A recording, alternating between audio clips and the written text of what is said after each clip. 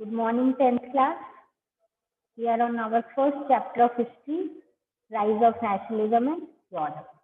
So in our previous class, we have already seen that how did the idea of nationalism actually started to come in the mind of the people and वो उसको कैसे perceive कर रहे थे. And the first step was taken by the French people after the French Revolution, or you can say during the French Revolution. And then we finally understood that what is basically Napoleonic code या फिर civil code of 1804 और Napoleon जो है वो क्या क्या changes लाया था उसके उस टाइम पीरियड में एंड देन लेटर ऑन क्या इफेक्ट हुए उसके चेंजेस में मतलब the administrative changes that he brought were very welcoming for not only France but other countries also wanted to have similar kind of changes in their country. But then we saw कि जो administrative changes थे उसका it actually they were very less as compared to the political freedom that people lost after coming of the French army in their respective regions. So, and then finally we were winding up that topic that now the other powerful European countries will come together, club up together and try to defeat Napoleon. But before that, there were certain changes that was being witnessed in the European continent. यानी European continent में कुछ ऐसे changes आएंगे जिसके बारे में we should know before we proceed towards what happened with Napoleon and his the other great European powers, enemies of Napoleon. Now, before moving on to the changes, we also, whenever we are talking about this notion of nation state, and when we started the topic, whether we were talking about the painting or whether we were talking about the different countries, एक चीज जो हमें बार बार हम समझने की कोशिश कर रहे हैं, that is idea of nation state. Nation state होता क्या है और इसके बारे में हम अभी क्यों बात कर रहे हैं, क्योंकि हमें पता है कि उस टाइम पे यूरोपियन कंट्रीज जो थी, चाहे वो जर्मनी हो, इटली हो, स्विट्जरलैंड हो, वो अलग अलग किंगडम्स में डिवाइडेड थी. किंगडम्स, डचीज, कैंटन्स में डिवाइडेड थी, जिनके रूलर्स जो है उनकी अपनी अपनी ऑटोनॉमस टेरिटरीज थी, अपनी अपनी इंडिपेंडेंट टेरिटरीज थी. और लोग जो है they were not able to understand कि what is a so called nation state या ऐसी एक क्या कंट्री क्या है. ईस्टर्न और सेंट्रल यूरोप जो है वो ऑटोक्रेटिक मोनार्कीज के अंदर थे, जिसके अंदर टेरिटरीज जो है उनमें डाइवर्स टाइप ऑफ पीपल रहते थे. Now they did not see themselves as sharing a collective identity, यानी बिकॉज सारे लोग अलग थे, अलग अलग टेरिटरीज को बिलोंग करते थे, इसीलिए ऑब्वियसली वो ये जो कलेक्टिव आइडेंटिटी है या कॉमन कल्चर कि हम सब एक हैं, वो वाली आइडेंटिटी उनमें आ ही नहीं पाई थी. ऑफन जो है they used to speak lot of different languages and they belong to different ethnic groups. अब हमें पता है they have given us few example कि जैसे हैब्सबर्ग एम्पायर है, it's actually ruled over Austria and Hungary and this was a patchwork of different regions and politics and people. I mean इसमें अलग अलग टाइप के, अलग अलग एरिया के, अलग अलग डिफरेंट रीजन्स के लोग थे. कुछ ऑस्ट्रिया के, टायरॉल के, सुडेनटेनलैंड को, एज वेल एज बोहेमिया, मतलब people were belonging to being, जिसको हम आज एक कंट्री समझते हैं, वहां पे लोग अलग अलग एरिया के लोग थे, अलग अलग उनकी रूलर्स थे. इवन जो लैंग्वेज है वो अलग थी, जैसे बोहेमियन जो है जहाँ पे एरिस्टोक्रेसी जो है जर्मन स्पीकिंग थी. इसके अलावा इटालियन स्पीकिंग प्रोविंसेस थे, लोम्बार्डी, वेनेशिया. तो people here were different from each other in each and every aspect. You can say in many aspects. Hungary में क्या था, हाफ ऑफ द पॉपुलेशन जो है वो बोलती थी मैजियार, जबकि बाकी हाफ जो वो अपने अलग ही वेराइटी ऑफ लैंग्वेज डायलेक्ट बोलते थे. अब गलेशिया जो है वहां पे एरिस्टोक्रेसी पॉलिश लैंग्वेज बोलती थी. इसके अलावा हम देखेंगे कि मतलब बाउंड्रीज ऑफ एम्पायर थी, अलग अलग पेजेंट पीपल थे, कोई स्लोवैक्स थे, कोई स्लोवनेस थे, अलग अलग एरिया में different type of people use to live. और ये जो डिफरेंसेस है ये मुश्किल था इन डिफरेंसेस के साथ एक पॉलिटिकल यूनिटी बनाना.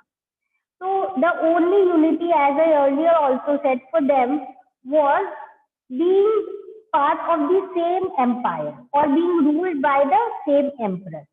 तो जब इतना डिफरेंस था, इतने सारे चेंजेस थे और इतनी हम बोलेंगे लैंग्वेजेस अलग थी, इतना कल्चर अलग था, so much of differences were there if we talk in terms of every aspect of their life. तो इस टाइम पे पॉलिटिकल आइडेंटिटी बनाना मुश्किल था.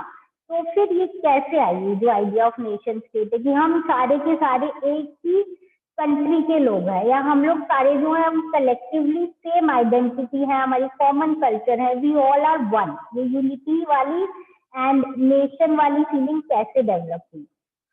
तो ये डेवलप होने से पहले हमें ये पता होना जरूरी है कि बेसिकली सोसाइटी डिवाइडेड कैसी थी. ठीक है. तो इनिशियली जो इनकी सोसाइटी थी, जो यूरोपियन सोसाइटी थी, सोशली और पॉलिटिकली क्या है इम्पोर्टेंट यहाँ पे कौन से लैंडेड एरिस्टोक्रेसी, यानी जो लैंडेड हाई मतलब nobles and high class people थे, वो लोग डोमिनेंट थे, यानी वो लोग बहुत पावरफुल थे पूरे यूरोपियन कॉन्टिनेंट. इस क्लास के जो मेंबर्स थे, यानी जो हाई क्लास एरिस्टोक्रेसी लोग थे, ये आपस में जरूर यूनाइटेड थे. मतलब रीजनल डाइवर्सिटी होने के बाद भी सब में वो थे कि हाँ वी ऑल आर एरिस्टोक्रेसी. इन लोगों के पास जनरली एस्टेट, बड़े बड़े एस्टेट्स होते थे कंट्री साइड में और बहुत बड़े बड़े हाउसेस भी होते थे, टाउन हाउसेस एज वेल. और ये लोग क्या है, लैंग्वेज जो है वो भी भाई ऑब्वियसली हाई फाई वाले बोलेंगे, तो they used to speak the language French, चाहे वो पर्पस ऑफ डिप्लोमेसी हो, चाहे वो हाई सोसाइटी के लिए हो. मतलब because we belong to high society तो we can use such sophisticated language only, ऐसे. इसके अलावा ये वाले जो लोग थे, इनकी फैमिली आपस में कनेक्टेड थी. कैसे कनेक्टेड थी, मतलब मैरिजेस एंड ऑल जो है use to be between their families only. जो पावरफुल एरिस्टोक्रेसी थी वो नंबर में कितनी होगी, लेस होगी. Always the rich are less in number but they earn a lot, they have lot of property. As we have studied in civics also, that major part of the income of the world is under few rich, very very rich people. You have very few rich countries. तो यहाँ पे भी उसको कुछ similarities, obviously जो similar हमेशा ही होता है कि रिच पीपल जो वो नंबर में कम होंगे but they have lot of power. So this is what was happening there as well. तो जो ये पावरफुल एरिस्टोक्रेसी थी ये नंबर में तो कम थी but they have lot of property. तो ये तो हो गए रिच पीपल. तो जो पुअर पीपल थे वो कौन थे, the poor people, the majority of population वो थे जो थे peasantry. Okay. So peasantry were the people who were obviously large in number. To the west, the bulk of the land was farmed by tenants and small owners. यानी जो western side पे है Europe में, वहां पे mainly ये जो tenants और स्मॉल ओनर्स हैं ये लोग फार्मिंग करते थे. जबकि ईस्टर्न और सेंट्रल यूरोप में जो लैंड होल्डिंग्स होती थी उसमें वास्ट स्टेट्स होते थे, बहुत बड़े बड़े लैंड होते थे जिनको कल्टिवेट करते थे सर्व जो किसके अंडर काम करते थे, इन रिच एरिस्टोक्रेसी के अंडर. ठीक है.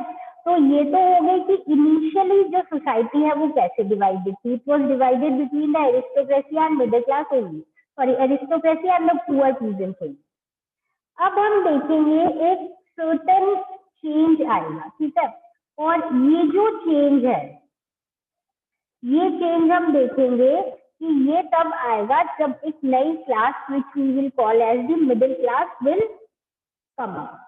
तो वेस्टर्न एंड सेंट्रल यूरोप में क्या हुआ, अब इंडस्ट्रियल प्रोडक्शन बहुत ज्यादा हो रही थी. ठीक है. और ट्रेड जो है वो बढ़ रहा था. एंड वी ऑलवेज नो जब भी ट्रेड इंक्रीज होता है या बहुत पॉवर्टी होती है, बहुत ज्यादा प्रॉस्पेरिटी होती है, तो इसके साथ साथ क्या आते हैं, इमर्जेंस ऑफ टाउन. तो टाउन्स आए थे एंड कमर्शियल क्लासेस जो है वो धीरे धीरे क्या हो रही थी, they were becoming really important. Now because they were becoming really important and they were now slowly and gradually increasing their profits, ये प्रोडक्शन फॉर मार्केट कर रहे थे, और इंडस्ट्रियलाइजेशन वैसे सबसे पहले basically began in England in the second half of the 18th century, और फिर फ्रांस और कुछ पार्ट्स ऑफ जर्मनी में भी वी सॉ इंडस्ट्रियलाइजेशन। अब यहाँ पे देखेंगे हम एक नए सोशल ग्रुप आया है which is actually the working class population and the middle class. Working classes still will belong to basically the poor section, but ये जो इंडस्ट्रियलिस्ट है, बिजनेसमैन है, प्रोफेशनल है, they are the people who are gradually becoming rich because of the coming of the trade, और उसके बाद जब education आ रहे हैं तो वो प्रोफेशनल्स बन रहे हैं। तो सेंट्रल एंड ईस्टर्न यूरोप में these groups were small in number till the 19th century, but फिर भी क्या हुआ, अब ये जो एजुकेटेड क्लास है और ये जो मिडिल क्लास है, स्पेशली इनमें जो लिबरल है, जो फ्री आइडियाज वाले हैं, उनमें वो लोग स्टार्ट करेंगे, क्या स्टार्ट करेंगे, idea of national unity. And कैसे होगी भाई, एरिस्टोक्रेसी हटाओ, जो आप स्पेशल प्रिविलेजेस दे रहे हो किसी किसी सेक्शंस को, वो हटाओ। We want certain kind of equality. Now understand, they are also becoming important, they are also becoming rich, but they are not able to enjoy the same status as the aristocracy.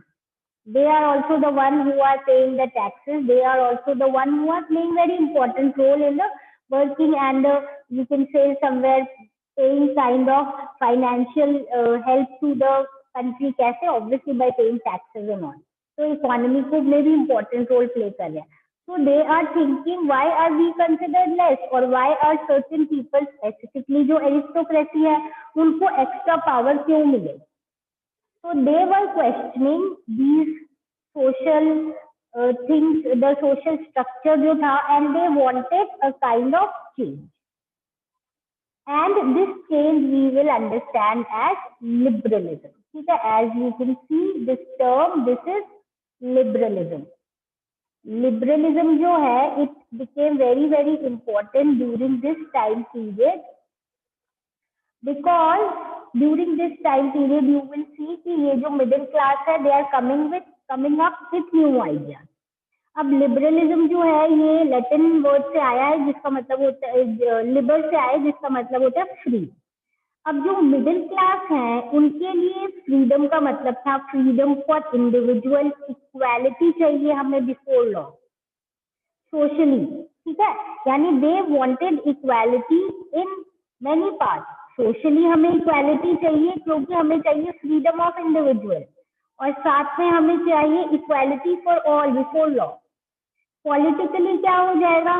Politically हो जाएगा, हमें भी government decide करने में क्या power मिलना चाहिए, यानी कि हमें भी क्या चाहिए, गवर्नमेंट बाय कंसेंट, यानी somewhere we should play important role in deciding who will rule us. And after the French revolution obviously liberalism का मतलब हो गया था एक तरीके से एंड ऑफ एरिस्टोक्रेसी और जो क्लरिकल प्रिविलेजेस है कुछ special section of the society के पास। इसके अलावा हमें चाहिए एक कॉन्स्टिट्यूशन, हमें चाहिए एक रिप्रेजेंटेटिव गवर्नमेंट जो काम करे थ्रू पार्लियामेंट। तो यानी politically also they wanted freedom and somewhat it was somewhere related to voting rights and also the type of government, मतलब पार्लियामेंट होनी चाहिए, कॉन्स्टिट्यूशन होना चाहिए एंड रिप्रेजेंटेटिव गवर्नमेंट होनी चाहिए, एंड ऑफ एरिस्टोक्रेसी होनी चाहिए। All of these was something that they desired for and they wanted it now. 19th century liberals जो है वो ये भी बोल रहे थे कि प्राइवेट प्रॉपर्टी जो है it should be right to private property भी होनी चाहिए। तो now we understand that they were talking about liberty, they were talking about freedom, और इसी सोच को हमने क्या टर्म दे दिया है, we were giving it the term liberalism. Okay, तो ये जो लिबरलिज्म वाला आइडिया डेवलप हुआ है, इसी से हम एसोसिएट करेंगे क्या चीज, कि लिबरल नेशनलिज्म क्या होता है।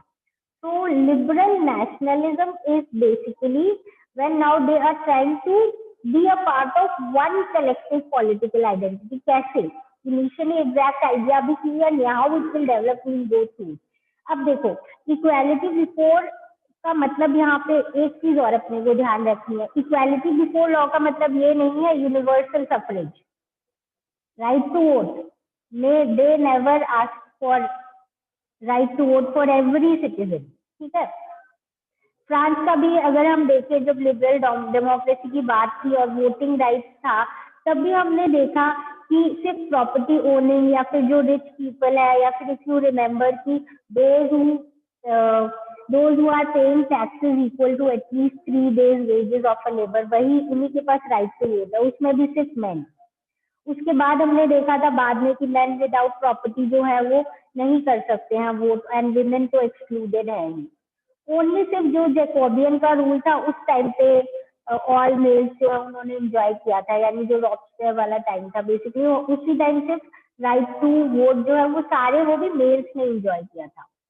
बट उसके बाद हम देखेंगे जब नेपोलियनिक कोड आया तो वापस से जो वोटिंग राइट्स है वो थोड़े से क्या हो गए, लिमिटेड हो गए, और विमेन को एकदम स्टेटस ऑफ माइनर बना दिया था. कोई राइट्स नहीं थे उनके पास, बेसिकली उनको according to their father and their husband ही क्या करना है, they have to decide and take main decisions. They themselves were now not considered that important, and they had to do everything according to their parents, father and husband.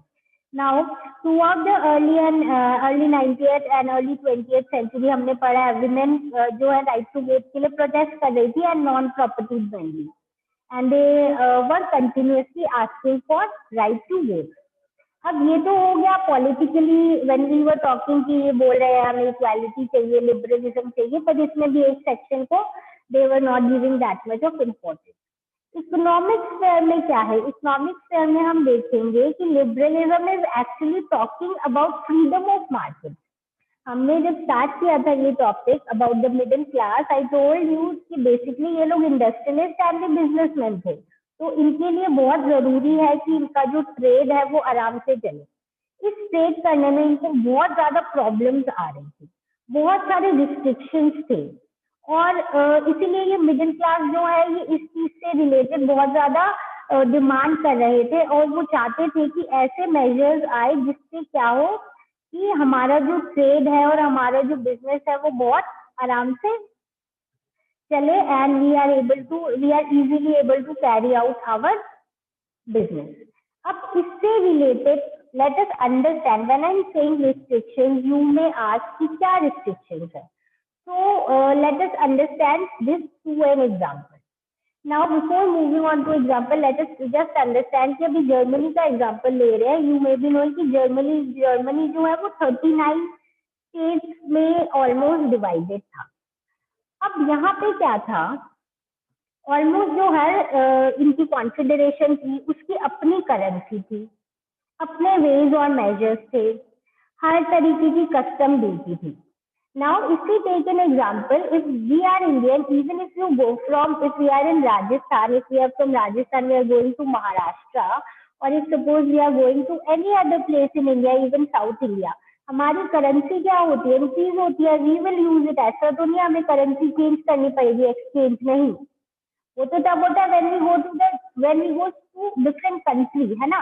तो we all are Indians, we share the same currency. ऐसा नहीं था वहां पे, they have different currency. इसके अलावा wait और measures भी सेम थे, अलग थे. We know 1 kg is equal to 1000 grams, so it is 1000 grams everywhere. You don't have to calculate again, है ना. पर यहाँ पे क्या था, आपके वेट्स और मेजर्स भी अलग थे, और अलग अलग जगह कस्टम ड्यूटीज भी अलग थी within a country. So let us take an example as stated in the book, and then it will become more clear. अब एक मर्चेंट है, in 1833 he is traveling from Hamburg to Nuremberg, or he wants to sell his goods, and he had to pass first thing into 11 custom barriers के through cross करना पड़ेगा. ठीक है, और हर जगह पे 5% कस्टम ड्यूटी देनी पड़ेगी. ठीक है, और ये कस्टम इतना ही नहीं, नाउ अंडरस्टैंड, ये जो ड्यूटी है ये ले की जाती थी ऑन द वेट और the measurement of the good, जो आप क्या कर रहे हो, जो आप बाहर बेच रहे हो. ठीक है, तो आप जहाँ जो सामान बेचने आए हो उसके या तो अगर वेट से होता है तो वेट, या फिर मेजरमेंट से, उसके बेसिस पे आपकी कस्टम ड्यूटी कैलकुलेट करके फिर आपको देनी पड़ेगी. अब आप सोचो कि अगर हर एरिया में ईच रीजन जो है वहाँ पे वेट्स और मेजर्स जो है वो अलग है, तो पहले तो आप उस जगह जाके आपके पास जितना कपड़ा है, suppose because we are giving us example कि is a cloth seller merchant, तो वो पहले तो कैलकुलेट करे कि उसकी जो लेंथ है, जो मेजरमेंट है, वो उस एरिया के हिसाब से कितनी है। फिर उसके ऊपर 5% टैक्स कैलकुलेट करे, इतना ही नहीं, फिर उसको करेंसी चेंज करे और फिर उसका वो टैक्स देगा। So you understand, if somebody is wanting to do trade even within Germany, he will have to deal with so many problems. As we have given example, जैसे उधर क्या था, measure of cloth was LA, ठीक है। अब क्या हुआ कि सपोज एक जगह पे LA जो है, जो टेक्सटाइल मटेरियल है, फ्रैंकफर्ट से खरीदा हुआ है, वहां पे एक LA will be equal to 54.7 centimetre, समझ गए?